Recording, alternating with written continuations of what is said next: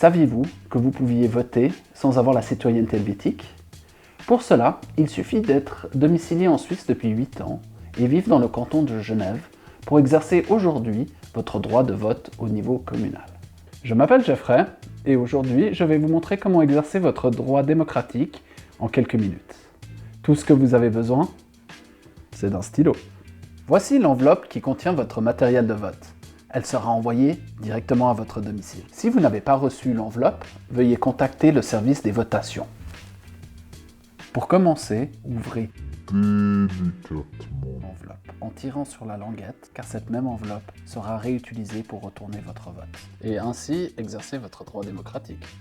Votre matériel de vote est composé d'une carte de vote, d'une brochure explicative, un fascicule des listes de candidates et de candidats pour le conseil municipal avec une enveloppe dédiée à cette liste, un bulletin de vote pour le premier tour de l'exécutif communal et une enveloppe de vote pour glisser ce bulletin de vote à l'intérieur. Prenez le fascicule des listes pour l'élection du conseil municipal et choisissez la liste souhaitée. Je vous conseille celle des verts.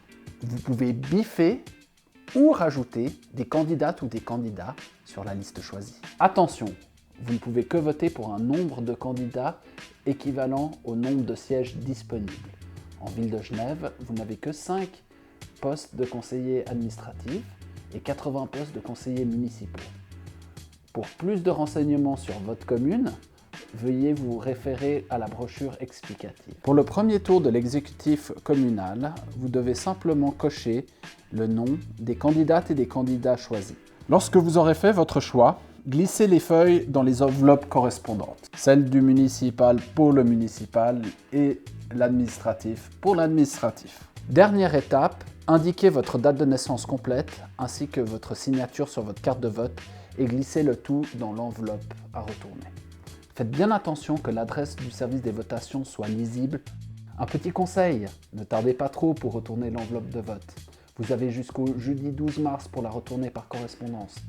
Passé ce délai, vous allez devoir vous présenter au local de vote le dimanche 15 mars entre 10h et midi. Ça sera ballot pour le brunch.